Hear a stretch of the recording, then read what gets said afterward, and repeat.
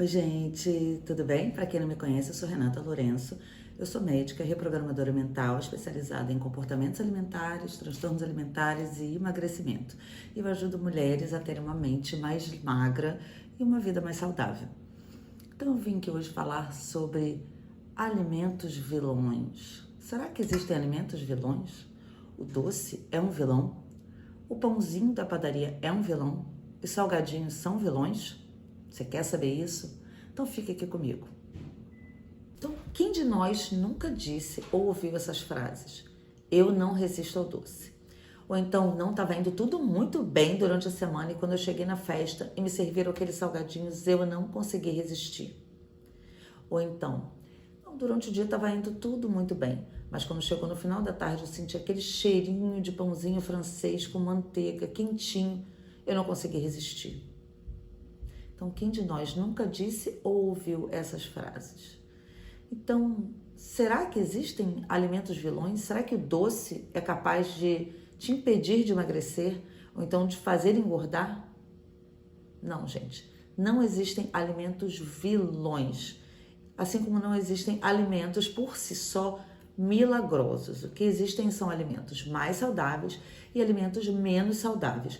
E a gente deve compor a nossa alimentação principalmente de alimentos mais saudáveis, né? Deixando os alimentos menos saudáveis, como os doces, ultraprocessados, para uma exceção da nossa alimentação, né? Para compor a menor parte da nossa alimentação. Então, quando a gente fala, eu não resisto ao doce, olha o poder que a gente está dando para o alimento, né? E o alimento tem esse poder, gente? Não. Os alimentos são objetos inanimados, eles não têm pensamento, não têm vontade própria. Quem tem isso somos nós, os seres humanos, né? Nós que pensamos, que sentimos e que temos vontade própria, né? Então, quando a gente pensa ou diz, não pode, o doce não pode, ou o doce é proibido, o que acontece? Tudo que é proibido é desejado, né? Então a gente gira um hiperfoco em relação àquele alimento. O que seria esse hiperfoco, né? É quando a gente pensa exageradamente naquele alimento, quando a gente gasta uma parte do nosso tempo, uma parte do nosso dia pensando em relação ao alimento, principalmente a esses alimentos que são proibidos, que são vilões. Então quem aqui, quando estava numa dieta restritiva, e viu passar um docinho ou alguma coisa que não podia, não ficava pensando, ai meu Deus, ai só um mozinho, ai amanhã eu começo, ai não, é só um pouquinho, não, deixa eu sair de perto, porque senão eu não consigo resistir. Então, quando a gente está em dieta restritiva e a gente tem contato com esses alimentos, a gente gera esse hiperfoco, né, esse pensamento exagerado em relação a isso, a ele, né? E isso normalmente deixa a pessoa mais compulsiva.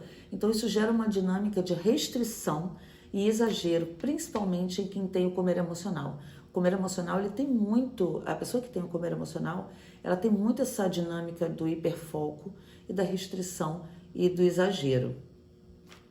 Então, gente, a comida, ela é fundamental. A gente não viveria sem comida, né? Ela é muito importante para a nossa vida, para gerar energia para as nossas funções do corpo, para nos satisfazer, para nos dar saciedade.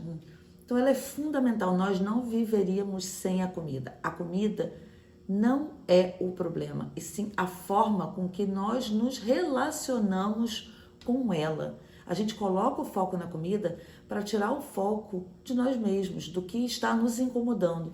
Então, às vezes, nós estamos insatisfeitos com os nossos corpos, a gente está passando por uma situação de estresse, de ansiedade, de angústia, e a gente tira o foco desses sentimentos não tão bacanas, né, desses estados emocionais ruins, e transfere o foco para a comida, né, dá a ela o poder de nos gerar felicidade, de nos gerar prazer.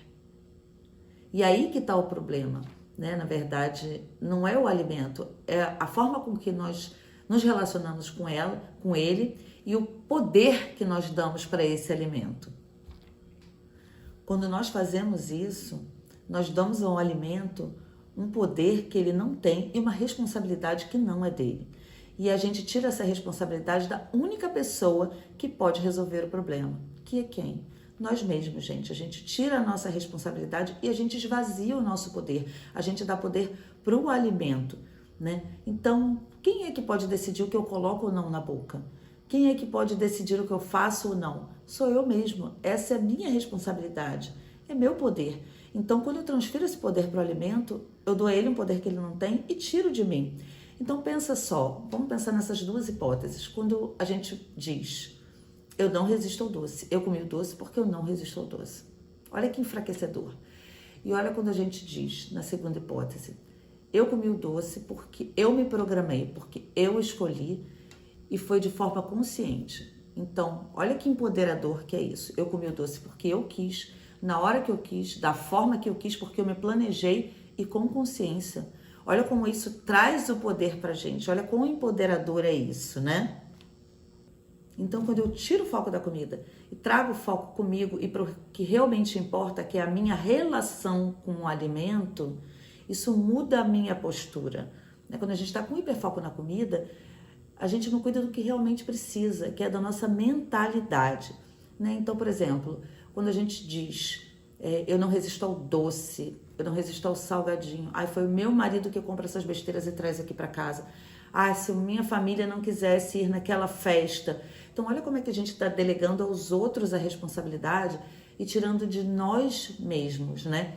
Então, quando a gente muda o ambiente e muda o comportamento, a gente muda níveis neurológicos muito superficiais, que são mudanças temporárias e que não se sustentam.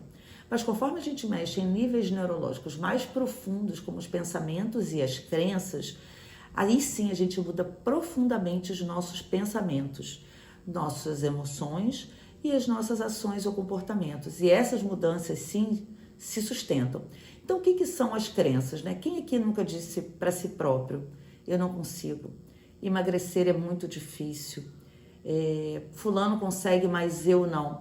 Então, gente, isso são crenças. O que são crenças? São pensamentos que a gente tem repetidas vezes, né, repetidamente, ou sobre forte impacto emocional. E aquilo acaba se tornando uma verdade. A gente fica dizendo, pensando e dizendo tantas vezes pra gente, que a gente toma aquilo ali como um pressuposto, como uma verdade. E acredita que aquilo é verdade, mas não é. São só pensamentos ou falas, né, que a gente diz repetidas vezes, ou sobre forte impacto emocional e que acabam se tornando realidade pra gente.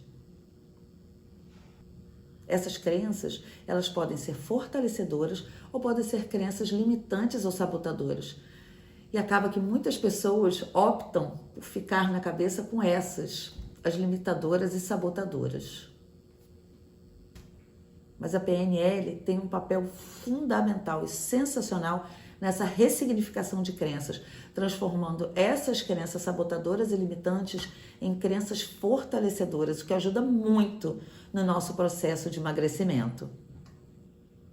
Então, agora que eu sei que o alimento não tem esse poder, né, e que o poder de escolha e resolução pertence a mim, o que eu devo fazer para lidar com essas crenças, nessas falas que vêm do eu não resisto ao doce, ou emagrecer é muito difícil? Quando vierem esses pensamentos na nossa cabeça, o que a gente tem que fazer? Então, primeiro, tomar consciência deles, né? Assim que eles vierem, pensar, opa, isso é uma crença limitadora, né? Estarmos presentes. O que significa estar presente? É estar conectado à mente e ao corpo. Então, a gente tem consciência de tudo o que a gente está fazendo. Então, quando vierem essas falas do eu não resisto ao doce, peraí, eu não resisto mesmo? Será? Assim, questionem essas crenças, né? Coloquem essas crenças em xeque. E aí vocês vão ver que vocês têm muito mais poder do que vocês pensam. E aí vocês esvaziam o poder do alimento e trazem esse poder para você. Então a gente deve ressignificar essas crenças, né? Trazendo para crenças mais empoderadoras. Sim, eu dou conta. Sim, eu consigo. O alimento não tem poder sobre mim. Quem escolhe o que coloca na boca sou eu. Eu como o que eu quero, quando eu quero e porque eu quero. E pensar também, o que está acontecendo dentro de mim que está me levando a procurar esse alimento? Por que eu estou procurando a solução para os meus problemas ou para os meus sentimentos nesse alimento? Então, uma vez que a gente toma consciência disso, que a gente muda essa dinâmica, né, essa relação com o alimento e esse processo, fica muito mais fácil da gente assumir o nosso poder e a nossa responsabilidade e tomar as decisões corretas. Então, a partir de agora, você vai passar a olhar os alimentos de uma outra forma e vai ver que eles não têm poder. Quem tem o poder é você. Você tem o poder de escolha, de resolução, de sim decidir o que você coloca na sua boca, do que você faz com a sua vida e de como você se relaciona com os alimentos. E se você gostou desse conteúdo, deixa um like aqui embaixo e me siga para mais conteúdos relacionados a comer emocional, comportamento alimentar e emagrecimento, né? Dicas de emagrecimento. Tá bom? Então, um beijo.